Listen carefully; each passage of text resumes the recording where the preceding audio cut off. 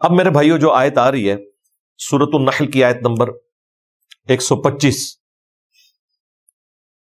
یہ آیت مبارکہ میں نے اپنی سینکڑوں ویڈیوز میں کوٹ کی ہے۔ ادعو الی سبیل ربک بالحکمہ، بلاؤ اپنے رب کے راستے کی طرف حکمت کے ساتھ، والموعظۃ الحسنہ، اور واز بھی کرو تو اچھے طریقے سے، اچھی نصیحت کے ساتھ لوگوں کو اللہ کی طرف بلاؤ۔ وجادلہم باللتی ہی احسن، اور کہیں بحث کرنی پڑ جائے، مجادلہ کرنا پڑ جائے، ڈبیٹ کرنی پڑ جائے، جس کے لیے عموماً ہمارے ہاں تو ایک بڑا نٹوریس سا ورڈ یوز ہوتا ہے، مناظرہ، آمنے سامنے بیٹھ کے ڈبیٹ کرنا، اور وہ بھی بدتمیزی کے اوپر مبنی ہوتا ہے، گالی گلوچ پہ ہی اٹھتے ہیں، لانتے بھیج کے ایک دوسرے پہ اٹھتے ہیں۔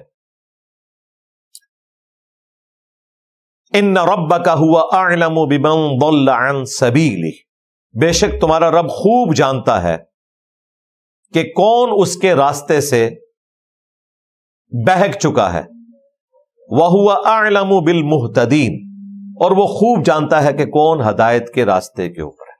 یعنی اللہ کے علم میں ہے کہ کون ہدایت کے راستے پر ہے، کون گمراہی کے راستے پر، لیکن تمہارا کام یہ ہے اے محبوب صلی اللہ علیہ وآلہ وسلم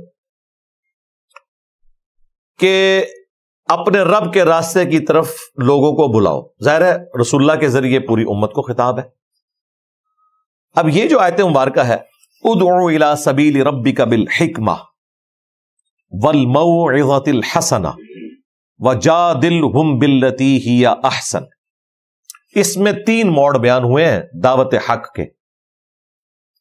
نمبر 1، لوگوں کو اللہ کی طرف بلانا ہے حکمت کے ساتھ،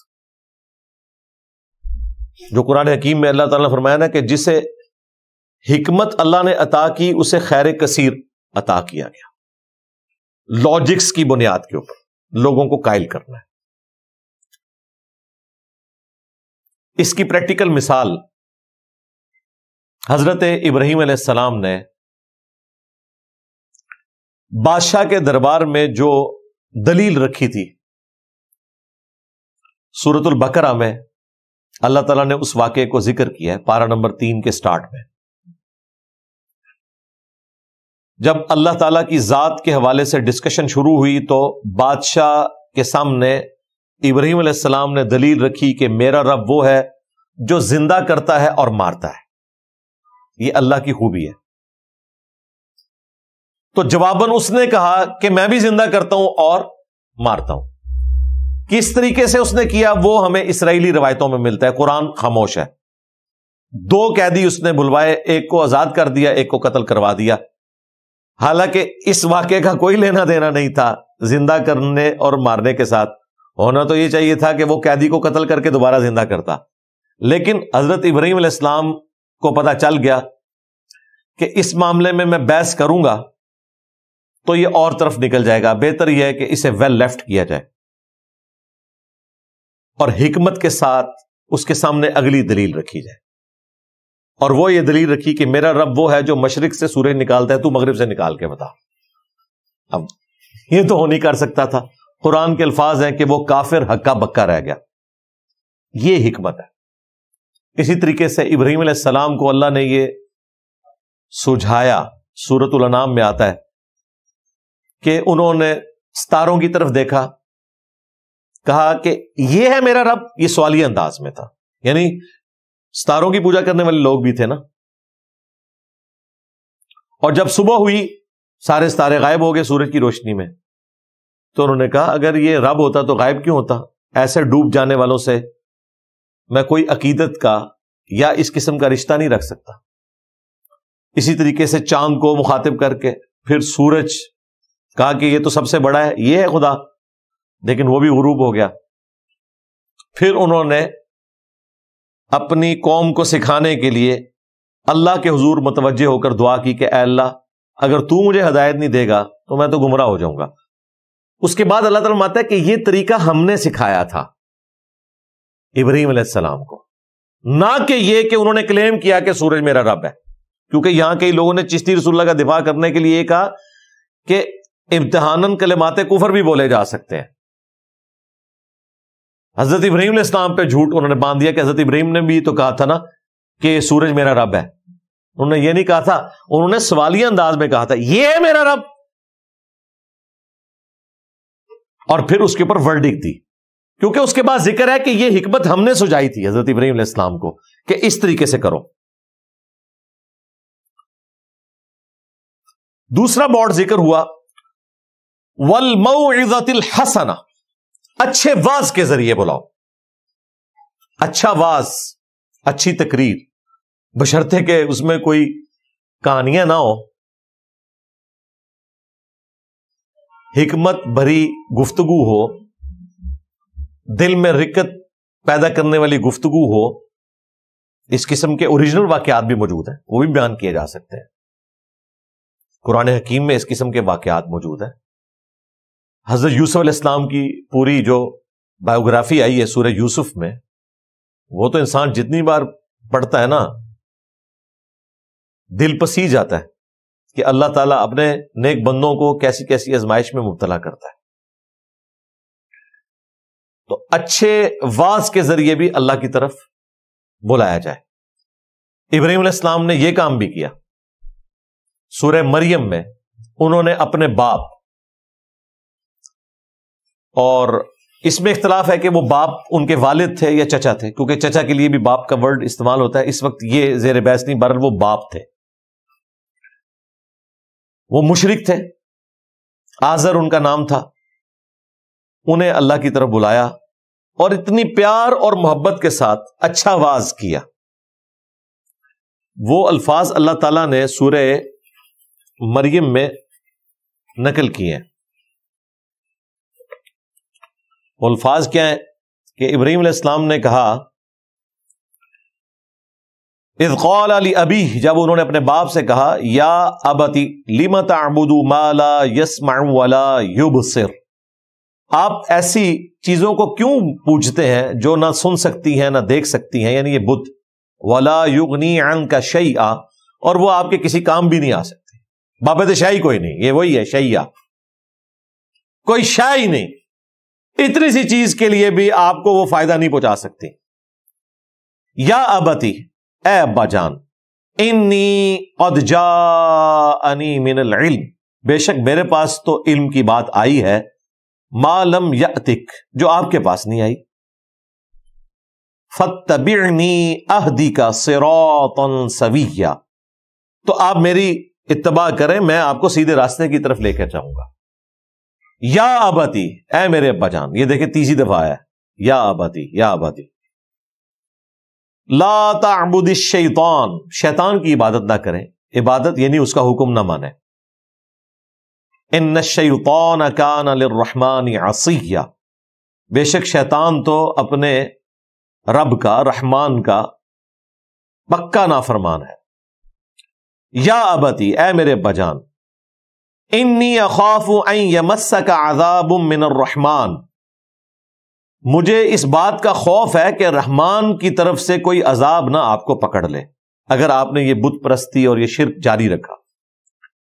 فتکون للشیطان ولیا, تو شیطان پھر آپ کا ولی ہو جائے, آپ اس کے ولی ہو جائے, جو انجام اس کا ہونے والا ہے وہی آپ کا ہو جائے. یہ انہوں نے یا ابتی, یا ابتی, اے ابا جان, اے ابا جان, کوئی بدتمیزی نہیں کی. لیکن ابے کہاں ہوتے ہیں سمجھنے والے؟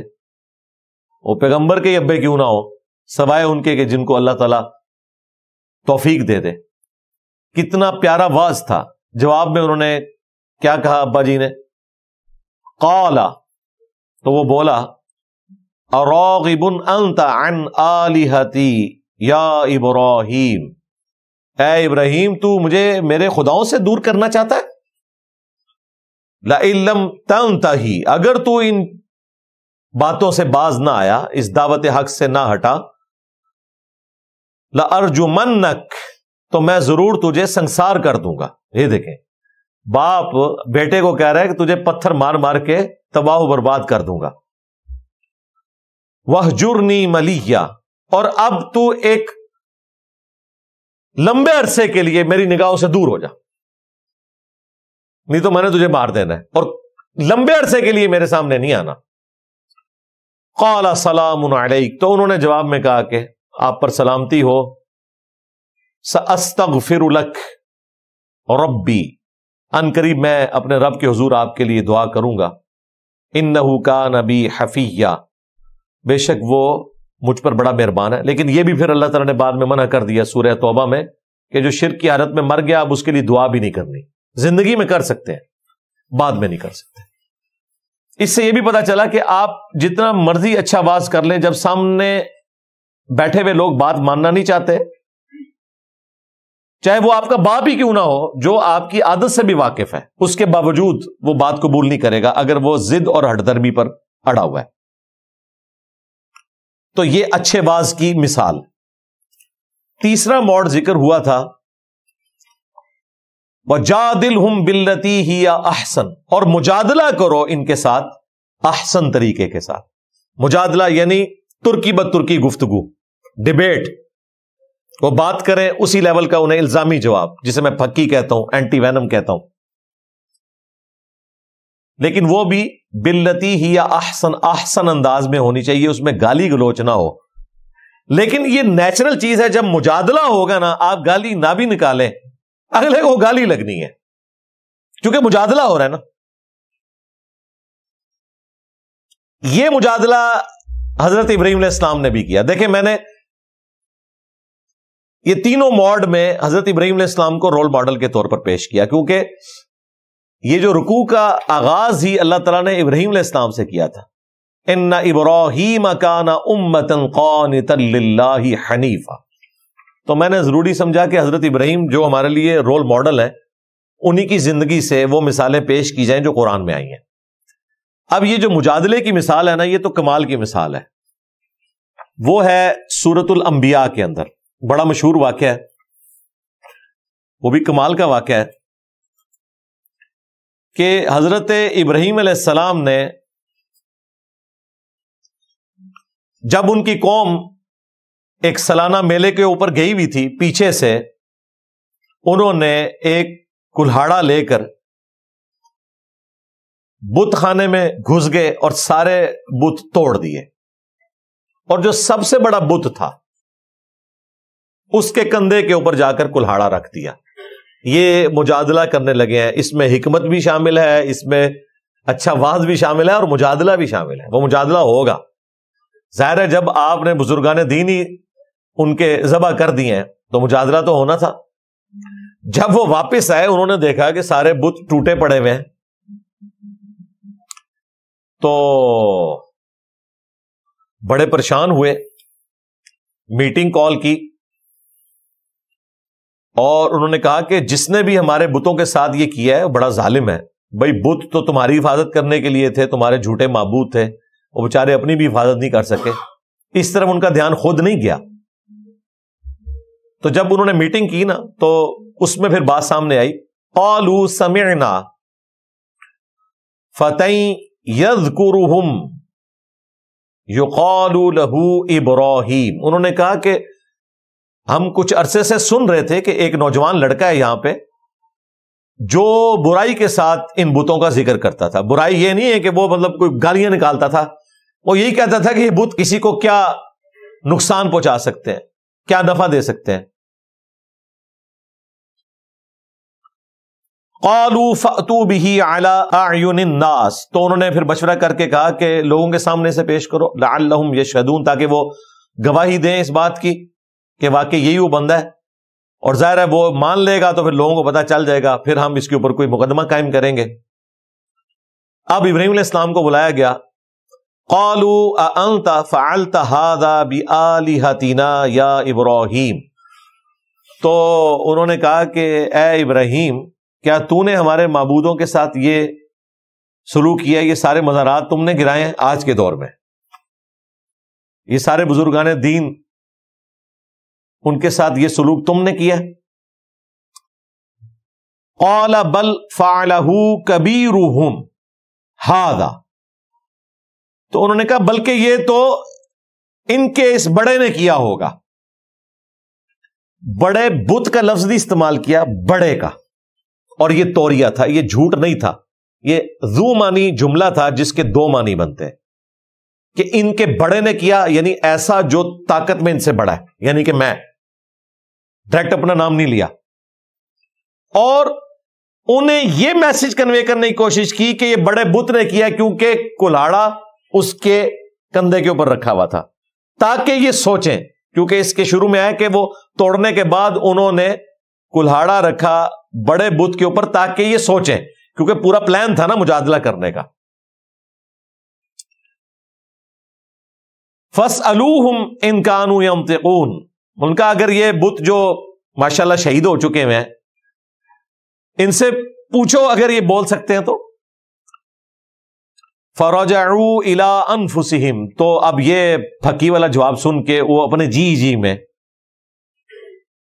رجوع کرنے لگے، اپنے اپنے دل میں سوچنے لگے۔ فَقَالُوا إِنَّكُمْ أَنْتُمُ الظَّالِمُونَ، اور پھر الٹیمیٹلی انہوں نے کہا کہ یہ تو نہیں کیا ہوگا۔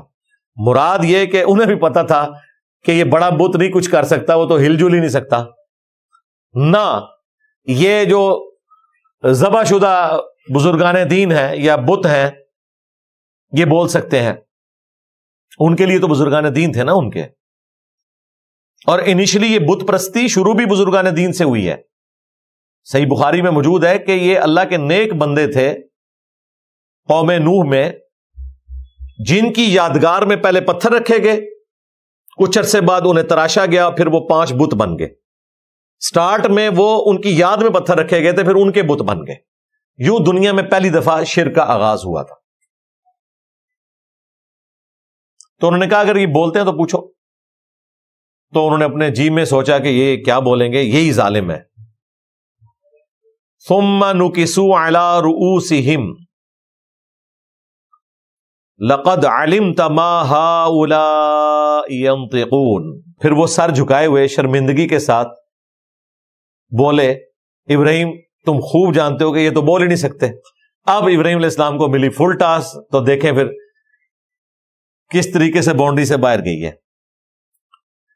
قال، تو انہوں نے فرمایا افتعبدون من دون اللہ، کیا تم اللہ کے سوا ان ہستیوں کی عبادت کرتے ہو، ما لا ينفعکم شیئا ولا یضرکم، جو کسی شے کا بھی تمہیں نفع نہیں دے سکتے نہ نقصان دے سکتے۔